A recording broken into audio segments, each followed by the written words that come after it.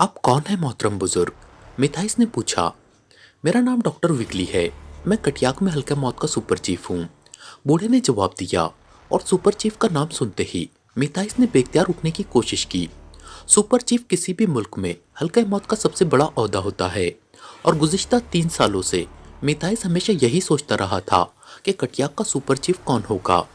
लेकिन super chief हमेशा बस पर्दा रहकर काम करता था और अब किस्मत से वो कटियाक के सुपर चीफ को अपनी नज़रों के सामने देख रहा था। लेटे रहो, तुम्हें 3 रोज बाद होश आया है। मैं तो तुम्हारी तरफ से मायूस हो चुका था, लेकिन अल्लाह का करम हो गया और तुम होश में आ गए हो।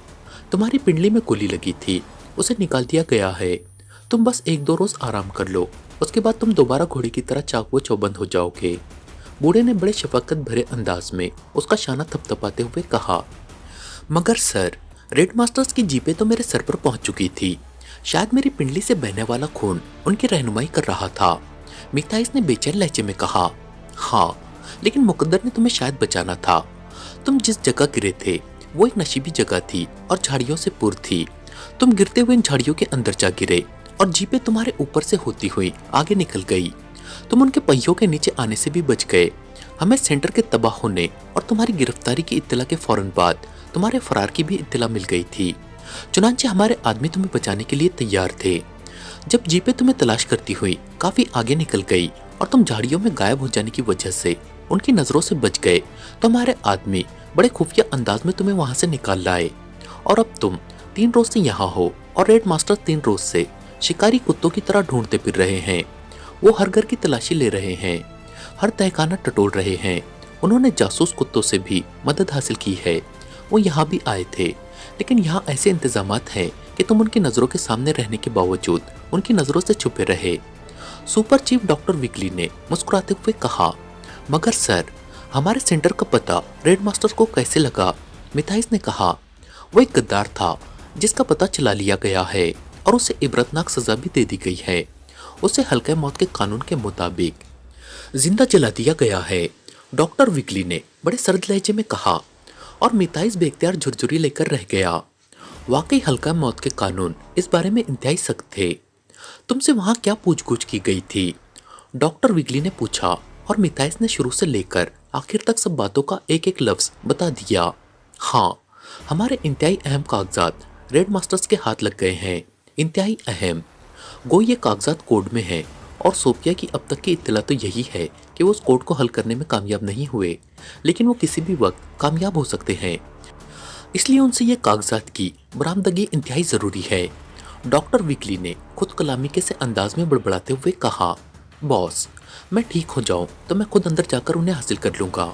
मिथाइस ने बड़े जोशीले लहजे में कहा। तुम्हें तकलीफ करने की ज़रूरत नहीं है।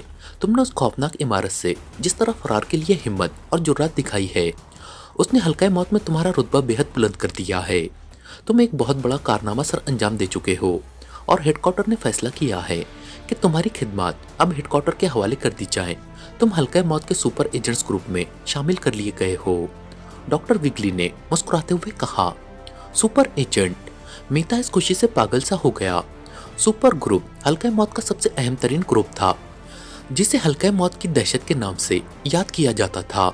जहां हल्का मौत को कोई खुसूसी मिशन सर अंजाम देना होता, वहां सुपर एजेंट्स भेजे जाते थे और ये सुपर एजेंट ऐसे ऐसे नामुमकिन मिशन मुकम्मल कर देते कि जिनकी दूसरे मुल्कों के सीक्रेट एजेंटों से भी तवक्को न रखी जा सकती थी। इस ग्रुप में शमूलियत एक बहुत बड़ा एजाज था और ये एजाज मिथाइस को मिल चुका था। ओ, मैं पूरी कोशिश करूंगा कि हेडक्वार्टर की तवक्कुआत पर पूरा उतरूं, मिथाइस ने इंतहाई तशक्कुर आमेज लहजे में कहा। तुम्हें पहले सुपर एजेंट की खुसूसी ट्रेनिंग दी जाएगी, उसके बाद कोई मिशन तुम्हें सौंपा जाएगा। वैसे हेडक्वार्टर से रेड मास्टर्स के कब्जे से कागजात निकलवाने के लिए एक क्लास सुपर एजेंट्स डगलस और अरसलान को यहाँ पहुँचने का हुक्म दे दिया है और वो शायद आज किसी भी वक्त पहुँच जाएंगे। डॉक्टर विगली ने जवाब दिया। काश मैं इन सुपर एजेंट्स के साथ काम कर सकता, मिथाइस ने कहा। तुम अभी आराम करो, डॉक्टर विगली ने कहा और फिर उठकर तेज तेज कदम उठाता कमरे से बाहर चला गया। मिथाइस के जहन में आंधियां सी चल रही थी। उसने आज तक सुपर एजेंट्स के कारनामे ही सुने थे, उन्हें कभी काम करते हुए ना देखा था। और अब जबकि एक क्लास सुपर एजेंट्स यहाँ आने वाले थे, तो वो चाहता था कि उनके साथ काम करे ताकि उनका तरीक़ेकार खुद अपनी आंखों से देखे। उसे मालूम था कि सुपर एजेंट्स ग्रुप के 3 दर्जे हैं, ए, बी और सी, और पहले सी में शामिल किया जाता है और फिर अपने कारनामों की बिना पर तरक्की करते करते बी और ए में एजेंट्स पहुंच जाते हैं। उसे मालूम था कि उसे सी ग्रुप में शामिल किया गया होगा, और अब जबकि ए ग्रुप के 2 सुपर एजेंट्स जिनमें अरसलान का नाम तो पूरे हल्के मौत में मशहूर था यहाँ आ रहा है, तो उसका दिल इन दोनों से मिलने और उनके साथ काम करने के लिए मचल उठा। डॉक्टर वीकली के जाते ही मिताइस आहिस्ता से उठकर बैठ गया। उसे नकाहत तो जरूर महसूस हो रही थी, लेकिन जिस्म में दर्द और तकलीफ ना थी। उसके निचले जिस्म पर कंबल पड़ा हुआ था। उसने वो कंबल हटाया तो उसने बाएं पिंडली पर पट्टी बंधी हुई देखी। उसने आहिस्ता से उस टांग को हरकत दी। उसे कोई दर्द और तकलीफ महसूस ना हुई और टांग भी आसानी से हरकत करने लगी। वो दिल ही दिल में बेहद खुश हुआ और फिर हिम्मत करके बिस्तर से उतर आया। एक लम्हे के लिए तो वो लड़खड़ाया, मगर जल्दी संभल गया। उसके दिल में एक नया जज्बा मचल रहा था। वो ट्रेनिंग पर जाने से पहले ही कोई ऐसा कारनामा सर अंजाम देना चाहता था जिससे हल्के मौत में उसका नाम और रुतबा और भी ऊंचा हो जाए। वो कमरे में टहलने लगा। चंद ही लम्हों बाद वो अपने आप को पूरी तरह फिट महसूस करने लगा। अरे, तुम तो ठीक तरह चल रहे हो। अचानक डॉक्टर विकली की आवाज दरवाजे से सुनाई दी और मिताइस तेजी से मुड़ा। बॉस, मैं बिल्कुल ठीक हूँ, पूरी तरह फिट, मिताइस ने मसरत भरे लहजे में कहा। गुड गॉड, वाकई तुम्हारे अंदर बेपनाह मुदाफती कुव्वत है। तुम वाकई एक अच्छे सुपर एजेंट साबित होगे। हेडक्वार्टर का फैसला यकीनन दुरुस्त है, डॉक्टर विकली ने मुस्कुराते हुए कहा। बॉस, मेरी एक ख्वाहिश पूरी कर दे। आप चाहे तो ऐसा हो सकता है, मैं तमाम उम्र आपका एहसानमंद रहूंगा। मिताइस ने बेइख्तियार डॉक्टर विकली के कदमों में झुकते हुए कहा, और डॉक्टर विकली ने बेइख्तियार उसे दोनों हाथों से थामकर उठा लिया। सुनो मिताइस, तुम अब सुपर एजेंट हो और सुपर एजेंट किसी के सामने नहीं झुका करते, इस बात को हमेशा याद रखना। डॉक्टर विकली ने कदरे सर्द लहजे में कहा। मैं किसी के नहीं, अपने बाप के कदमों में झुका हूँ, और बाप के कदमों में झुकना एक एजाज है, मिताइस ने जज्बों से भरपूर आवाज में कहा। उसकी बात में न जाने क्या सहर था कि बूढ़े डॉक्टर विकली ने बेइख्तियार उसे सीने से लगा लिया। उसकी आंखों में नमी झलकने लगी। मिताइस, मेरे बेटे, आज तुमने मेरी जिंदगी की सबसे बड़ी हसरत पूरी कर दी। मेरा एक ही बेटा था, वो एक हादसे में मारा गया। अगर वो जिंदा होता तो यकीनन तुम्हारा हम उम्र होता। मैं तब से हमेशा इस हसरत में रहा कि कोई तो मुझे अपना बाप समझे और कहे। तुमने आज मेरी हसरत पूरी कर दी। डॉक्टर विकली ने उसे एक बार फिर अपने सीने से लगाते हुए कहा। उसका अंदाज वाकई हकीकी बाप की तरह का था। डैडी, आप मुझे इजाज़त दे दें कि मैं डगलस और अरसलान के पहुंचने से पहले पहले रेड मास्टर से वो दस्तावेजात उड़ा लाना चाहता हूँ। मेरी ख्वाहिश है कि आपके बेटे का नाम पूरे हल्के मौत में एहतराम व इज्जत से लिया जाए। मिताइस ने कहा। बेटे मिताइस, तुम्हारी ये ख्वाहिश दीवानगी की हद तक हिमाकत आमेज है। तुम सोफिया की मदद से और अपनी हिम्मत से वहां से निकल आने में कामयाब तो हो गए, लेकिन इन भेड़ियों के हेडक्वार्टर में दोबारा जाकर तुम कभी जिंदा वापस नहीं आ सकते। डॉक्टर विकली ने बड़े परेशान से लहजे में कहा। मैं न सिर्फ जिंदा वापस आऊंगा डैडी, बल्कि कामयाब भी लौटूंगा। आप सिर्फ इजाजत दे दे, बाकी काम मैं खुद कर लूंगा। यकीन कीजिए, हल्के मौत में आपका सर फक्र से बुलंद हो जाएगा, मिताइस ने कहा। उसके अंदाज में बेपनाह खुद एतमादी थी। अच्छा ठीक है, तुमने पहली बार मुझसे एक ख्वाहिश का इजहार किया है, मैं तुम्हें इजाजत देता हूँ। सुपर एजेंट्स कल शाम को पहुंच रहे हैं, तुम आज रात कोशिश कर सकते हो, डॉक्टर विकली ने कहा। ओ, बहुत बहुत शुक्रिया डैडी, मैं आपके एतमाद पर यकीनन पूरा उतरूंगा, मिताइस ने मसरत से नाचते हुए कहा। आओ मेरे साथ। डॉक्टर विकली ने उसका हाथ पकड़ा और फिर मिताइस को अपने हमरा लिए हुए उस कमरे से निकलकर मुख्तलिफ राहदारियों में घूमता हुआ एक बड़े कमरे में आ गया। ये कमरा किसी दफ्तर के से अंदाज में सजा हुआ था। डॉक्टर विकली ने दरवाजा अंदर से बंद करके एक बटन दबाया तो दरवाजे के आगे ठोस दीवार सी आ गई। आओ बैठो, मैंने सुपर एजेंट्स के लिए जरूरी तफसीलात और नक्शे सोफिया की मदद से तैयार कराए थे, पहले तुम उन्हें देख लो, डॉक्टर विकली ने मेज के पीछे रखी हुई कुर्सी पर बैठते हुए कहा। और मिताइस मेज की दूसरी तरफ मौजूद कुर्सी पर बैठ गया। डॉक्टर विकली ने मेज की दराज से एक फाइल निकाली और फिर उसे खोलकर मिताइस के सामने रख दी। ये देखो, ये इमारत का गेट है। इस इमारत के गिर्द खारदार तार की बाड़ है। चारों कोनों में मुसल्लह दरबान 24 घंटे पहरा देते हैं। रात के वक्त सर्च लाइट्स इमारत का चप्पा चप्पा रोशन कर देती है और मुसल्लह दरबान बाढ़ के गिर्द टोलियों की सूरत में गश्त करते हैं। वो किसी भी मशकूक आदमी को देखते ही गोली मार देते हैं। उसके मुतालिक तहकीकात का मरहला बाद में आता है। ये इमारत 5 मंजिला है। बज़ाहिर इसमें एक फौजी दफ्तर कायम किया गया है, लेकिन दरअसल ये रेड मास्टर्स का मेन हेडक्वार्टर है। रेड मास्टर्स का चीफ सुल्तान है, इंतहाई जालिम और सफाक आदमी। उसका दफ्तर तीसरी मंजिल पर है। इस दफ्तर से ही उसके ज़ाती रिकॉर्ड रूम का रास्ता जाता है। ये रास्ता सिर्फ सुल्तान के इशारे पर ही खुल सकता है।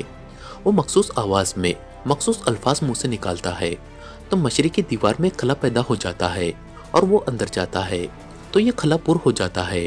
फिर अंदर से वो मुख्तलिफ आवाज़ में मुख्तलिफ अल्फाज बोलता है तो ये खला दोबारा पैदा होता है और वो बाहर आ जाता है। किसी को मालूम नहीं कि ये अल्फाज और अंदाज क्या है, सिर्फ सुल्तान ही उन्हें जानता है। सुल्तान हर वक्त सुर्ख रंग का नकाब ओढ़े रहता है। सिर्फ उसकी चिरागों की तरह जलती हुई आंखें ही देखने वालों को नजर आती हैं। हमारे सेंटर से मिलने वाले दस्तावेजात उसके उसी रिकॉर्ड रूम में रखी हुई सुर्ख रंग की फाइल में मौजूद हैं। उस फाइल को रेड फाइल कहा जाता है और उसके ऊपर एक मेंढे की तस्वीर है। यही उसकी निशानी है। डॉक्टर विकली ने पूरी तफसीलात बताते हुए कहा और जैसे जैसे डॉक्टर विकली तफसीलात बताता जा रहा था, मिथाइस का दिल बैठता जा रहा था।